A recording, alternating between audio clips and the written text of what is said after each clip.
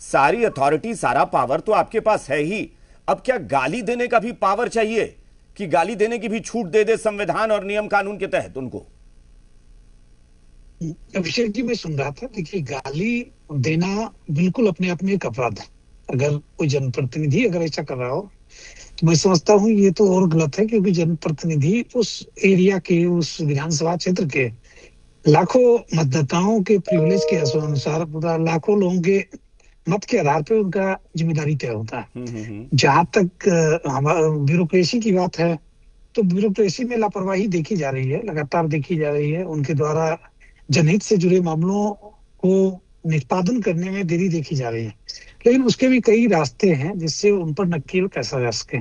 जैसा कि आप बता रहे थे, मैं बता सकता हूँ, विधानसभा में कई कमेटियां हैं, वरीय अधिकारी हैं, कई स्तर पे उन पे कार्रवाई सुनिश्चित की जा सकती है। लेकिन सार्वजनिक मंच पे अगर किसी अधिकारी को अगर गाली गलौज किया जाता है तो यह सिर्फ न लोकतंत्र का अपमान है, बल्कि उस अधिकारी और उसके परिवार को भी अपमानित होना पड़ता है। तो मुझे लगता है कि इन चीजों से बचना चाहिए, क्योंकि जनप्रतिनिधि के पास, खासकर माननीय विधायक जी के पास अल्टीमेट पावर है।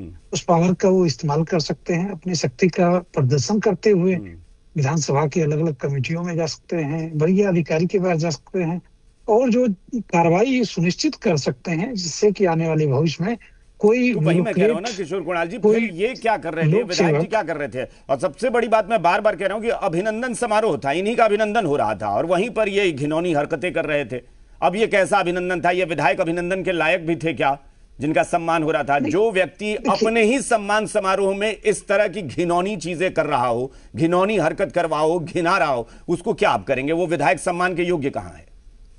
देखिए, इस तरह के व्यवहार की उम्मीद नहीं की जा सकती है। कोई भी जनप्रतिनिधि हो, कहीं का भी जनप्रतिनिधि हो, और चाहे वो मामला अभिनंदन समारोह का हो या उद्घाटन समारोह का हो या शिलान्यास का समारोह हो या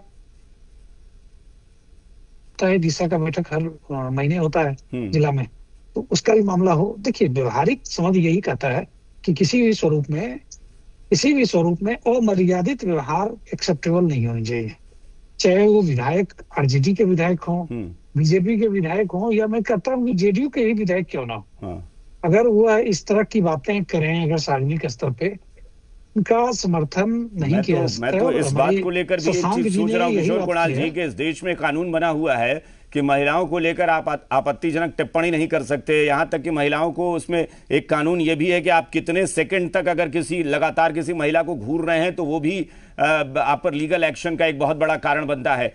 लेकिन जो इस तरह की गाली दी गई है, इन पर कानूनी कार्रवाई क्यों नहीं हो सकती, जब सार्वजनिक सभा में लोगों के बीच में आप इस तरह की आपत्तिजनक भाषा का प्रयोग करते हैं? तो बिल्कुल ही निश्चित तौर पे चिंताजनक चीज है।